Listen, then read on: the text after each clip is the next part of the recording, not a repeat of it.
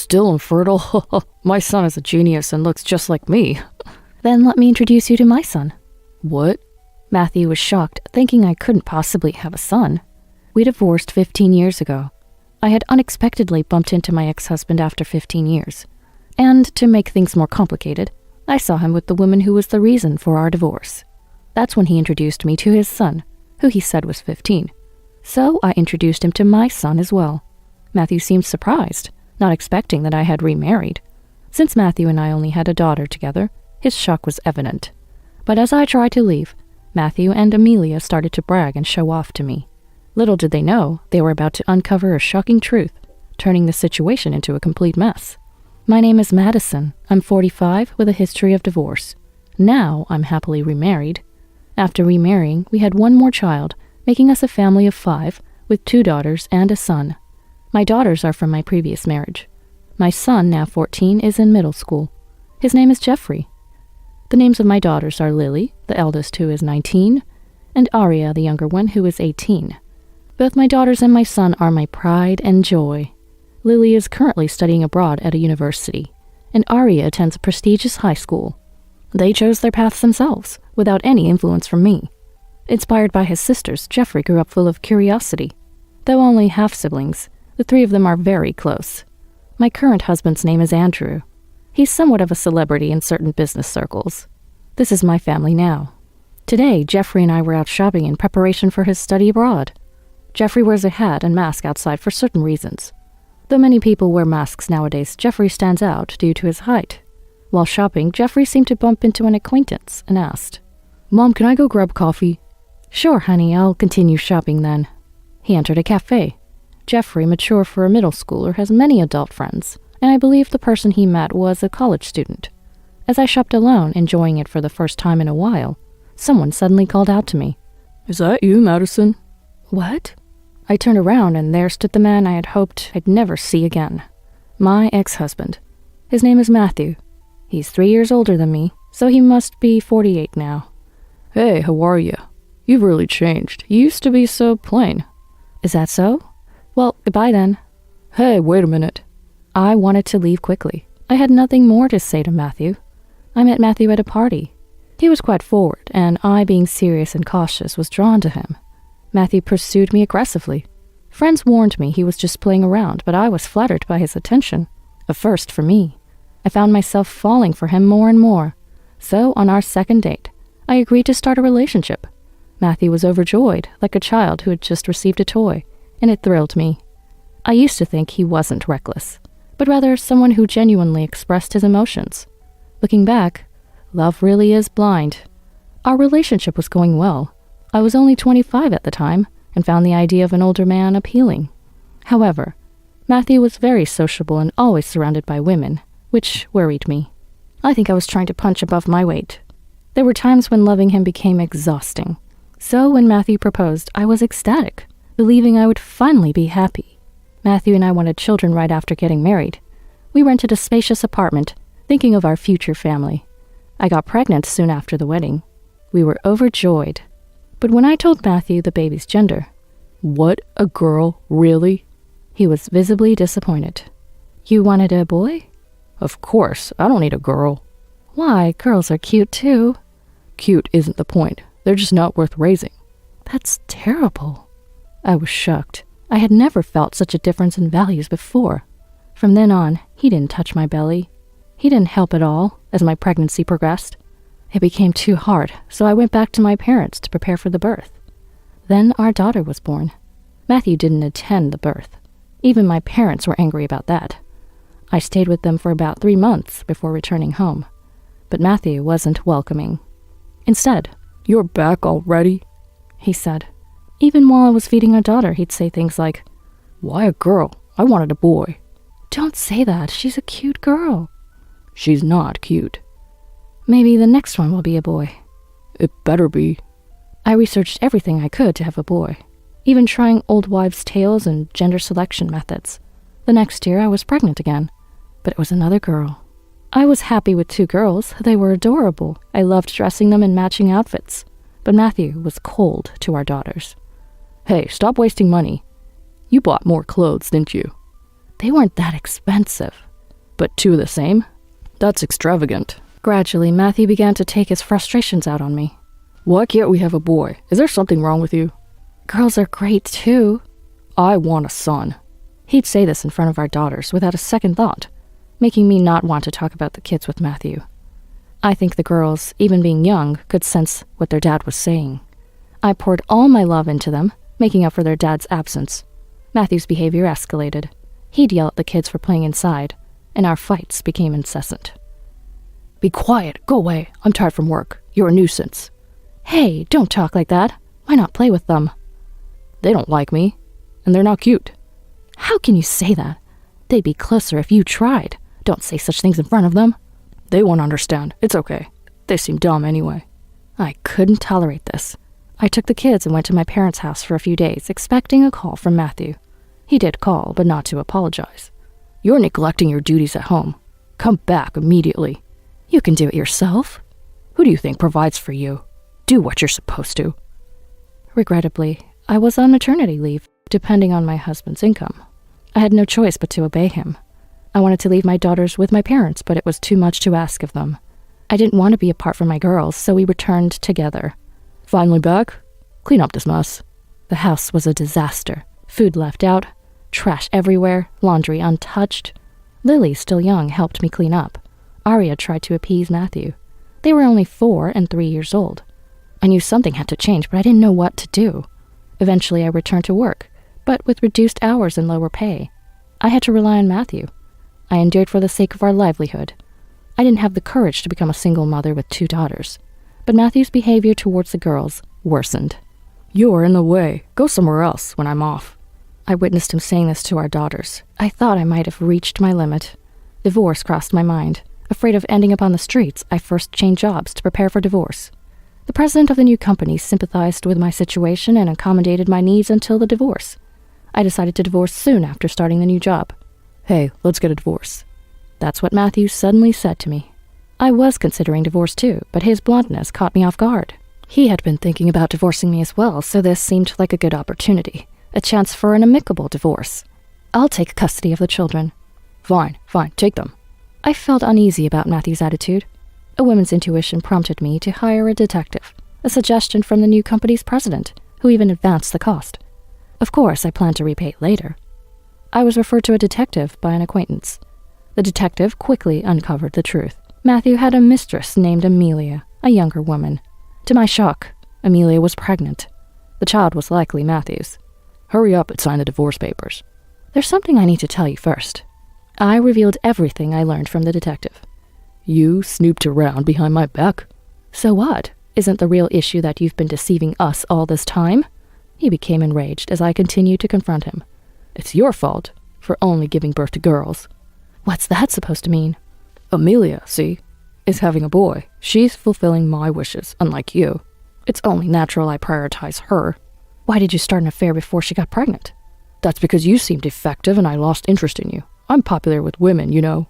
Matthew justified his infidelity without any remorse, blaming me for having only girls. Such nonsense. I couldn't understand his obsession with having a son. Why are you so fixated on having a boy? Girls are stupid creatures. They can't earn money and won't bring anything back in the future. I hate the idea of spending money on them. I was furious. In an era of advancing women's rights, I couldn't believe I had married a man with such beliefs. I only filed for alimony in the divorce, enough to cover the detective's fee with a little extra. There was a reason for this. I wanted to get divorced quickly, for the sake of my daughters. Matthew was initially reluctant, and it seemed like we might need mediation with lawyers. I just wanted to get away from this man. I wanted to tell my daughters as soon as possible. That was my top priority. I haven't seen him since. No requests for visitation with the daughters either. And now, this unexpected reunion. Matthew wasn't alone. Behind him were Amelia and a boy, probably the child from back then. Amelia approached me, looking over. The boy behind her made a disgusted face. I couldn't tell if he was looking at me or Amelia. The boy is about the same age as Jeffrey.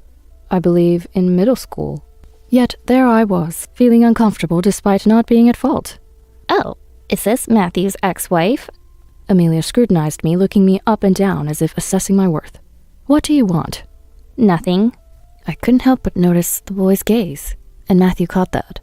This is my son, Kenneth. He's 15, and next year he'll be a high school student at a very prestigious school as a special scholarship student. That's wonderful. Congratulations. I managed to smile genuinely at Kenneth. Kenneth, surprisingly polite, nodded his head at me.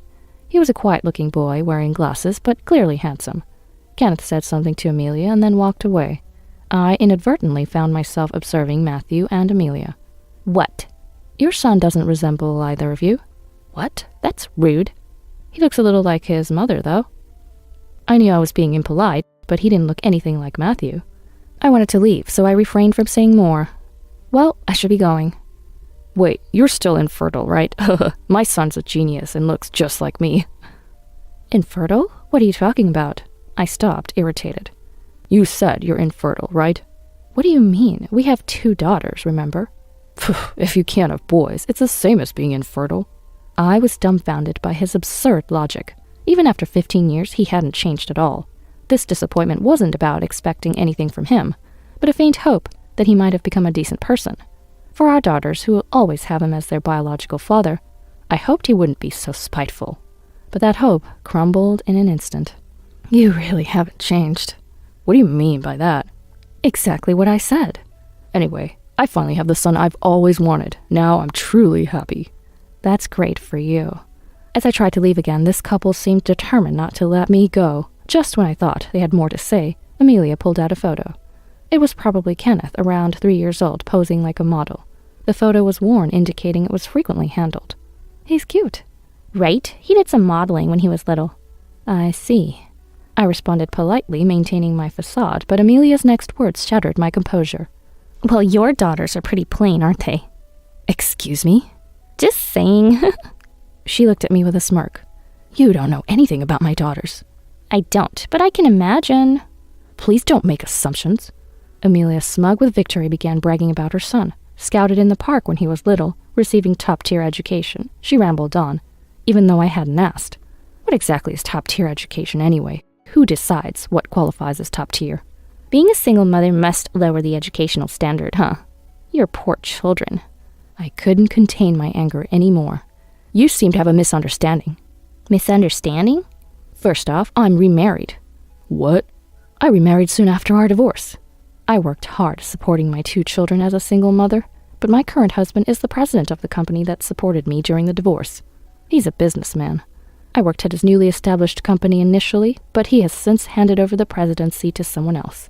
He heads a group of companies. I only learned about this after we started dating. What's your last name now? Smith. Why?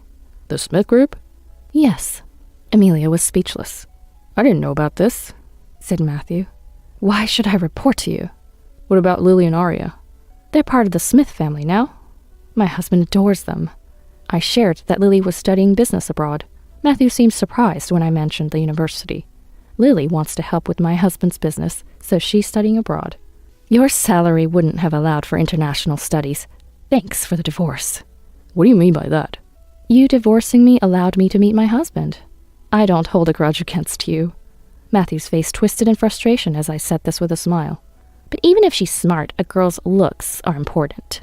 Lily was actually chosen as Miss Campus this year. Matthew quickly searched for Lily's university. A beautiful woman in a white dress appeared on the screen. That's Lily. No way. Good thing she doesn't look like her dad. Amelia's face twisted in frustration, just like Matthew's. But the eldest is a fluke, and the younger one's probably a delinquent. The second child always turns out bad. Aria's doing well. She's been accepted to a famous university. And which high school does she go to? Clover High School. No way, better than our child. Well, your son is amazing too, being a scholarship student, but Clover High School is a girls' school, so he can't attend. Amelia wanted to say something, but only twisted her face in frustration. Competing over children's achievements seemed pointless. Matthew looked shocked, opening and closing his mouth like a fish. But when our eyes met, he said, "What? You must have paid off the school with under-the-table money." I couldn't let that slide. These were my daughters he was talking about. Both of them chose and worked hard for their schools. They never even asked to go to tutoring. They were no trouble at all. Lily and Aria couldn't rely on their dad for affection after I remarried. They probably developed a habit of not depending on a father figure. However, my new husband made repeated efforts to connect with Lily and Aria. Gradually, they began to open up to him as if he were their real dad. For Lily, a turning point was when he took her to his workplace. leading her to express interest in studying business management. He then suggested an overseas university to middle school-aged Lily, mentioning its diverse student body and unique programs.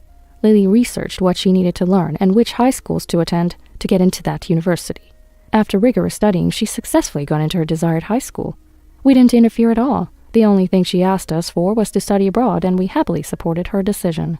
They got into such prestigious schools without tutoring? That's exactly what I'm saying. How much money did I spend on my son?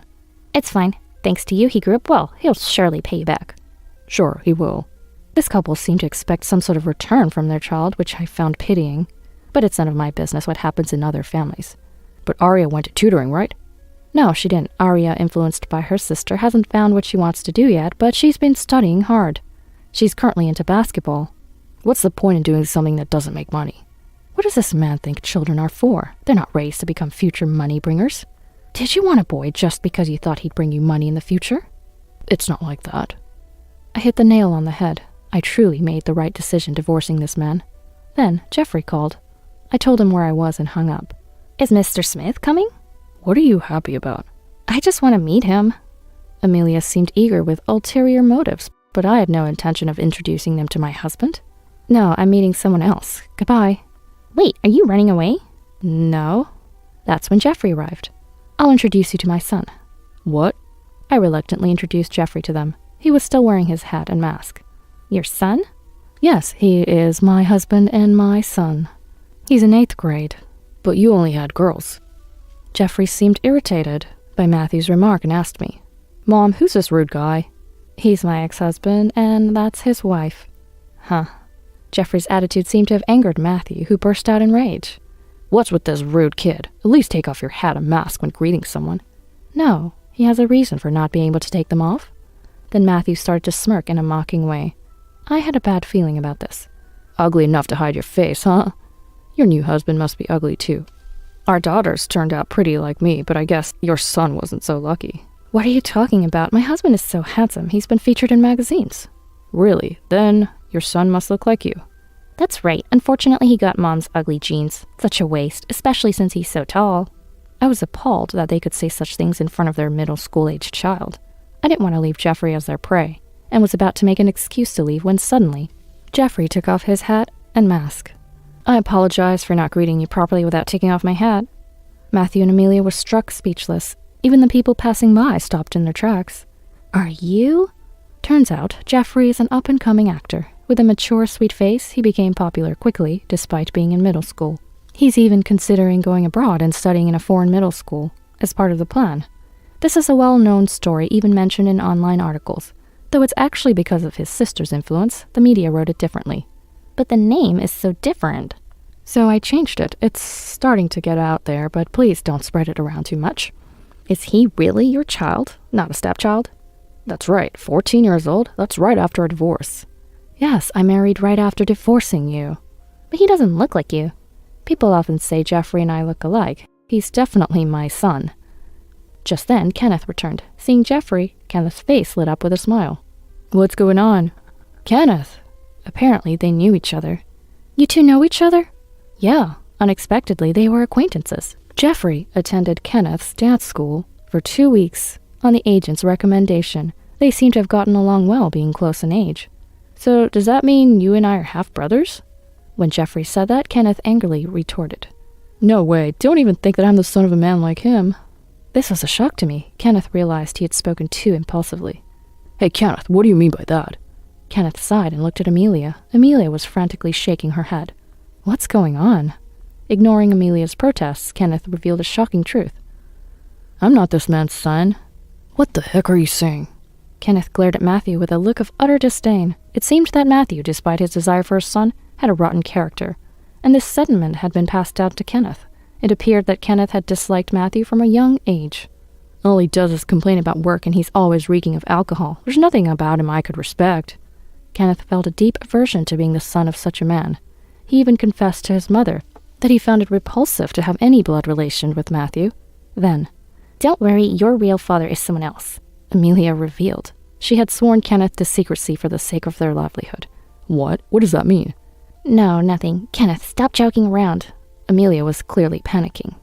But our blood types are completely different. I'm type A. Aren't both of you type O? That's a lie. It's true. And Kenneth pointed to a nearby blood donation poster. Why don't we go donate blood and find out? He said. Stop it! Amelia screamed in a frenzy. So that's what it was. It made sense why Kenneth didn't resemble them. He wasn't their child.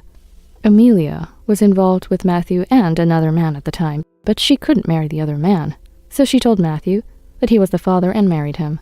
Matthew, realizing the truth, turned bright red with anger. He seemed to be trembling with rage. You're saying he's not my son? What does that mean? It's not what you think. There's a reason for it. What reason? Matthew didn't care that there were people around. Rather, he seemed oblivious to his surroundings. He yelled at Amelia loudly. So you've been deceiving me all this time? No, there's a reason for it, but even if there's no blood relation, Kenneth has always adored you like a real dad. It didn't look like adoration at all. You've always believed and raised him as your own son, but isn't it unusual not to notice for 15 years? It's proof that you haven't really engaged with your child.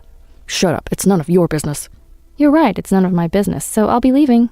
I realized a crowd had gathered around us. Not wanting Jeffrey to be involved in this, I decided to leave Matthew and Amelia arguing. Many people seemed interested in their quarrel, which worked in our favor. We'll be going then. Matthew, no longer paying attention to us, was shouting at a crying Amelia, begging for forgiveness. Kenneth was the only one who waved to us. His eyes seemed to say, "Please go now." We quickly hailed a taxi and escaped. I'm sorry you had to go through that. It's fine, Mom, I'm okay. Jeffrey comforted me, patting my back. Later, Jeffrey told me he had encountered Kenneth. Matthew, furious upon learning he'd been deceived for 15 years, presented Amelia with divorce papers. They ended up divorcing after much turmoil. Amelia, who'd always been a housewife, didn't want to work and was reluctant to divorce Matthew. Do you think I can start working now? That's not my problem. Matthew coldly brushed off Amelia's pleas. Kenneth was initially taken in by Amelia, but not trusting her, he ended up being adopted by his grandparents. His grandparents declared that they would cut ties with Amelia, their daughters, so she couldn't see her son anymore. Kenneth, of course, refused to see her too. Now Amelia works as a day laborer at a factory to make ends meet. Both Matthew and Amelia ended up alone. Worried about his old age, Matthew kept showing up in front of Kenneth. It's pathetic to discuss such matters with a middle schooler, especially since they're now complete strangers with no blood connection. Kenneth said he had no fond memories of playing with Matthew, nor did he actively participate in school events. So Kenneth found it troublesome to suddenly have Matthew act like a dad. Rejected by everyone, Amelia later went to apologize to Matthew. Please, let's start over, just the two of us. How can I trust you? Don't ever show your face to me again. Amelia, fearing loneliness, tried to get close to Matthew, but he rejected her. Matthew, on his part, grumbled about having to pay child support for a son who wasn't his. He's not even my real son, he says as he works. Legally, he was obligated to pay, since Kenneth was registered as his son. Kenneth's grandparents, very responsible people, had a lawyer handle these matters. Learning that Kenneth was happy with his grandparents was a relief. Despite 15 years, I was somewhat downhearted that such issues resurfaced. My husband and children were concerned about me. I apologized to Jeffrey for causing him any discomfort, but Jeffrey was composed, saying it wasn't my fault, and that the present was what mattered. This was something my daughters often said, and it brought tears to my eyes. I don't know if I was a good mom, but I can say with pride that all my children are wonderful. Currently, Jeffrey lives abroad with his sister Lily. He respects Lily, and his decision to study abroad was likely influenced by her. When they returned for Christmas, Jeffrey's sisterly love can be troubling, Lily said with a laugh. Seeing my husband and our 3 siblings together and happy made me feel the joy anew. I don't know how many more times we can gather like this, but I want to cherish each occasion.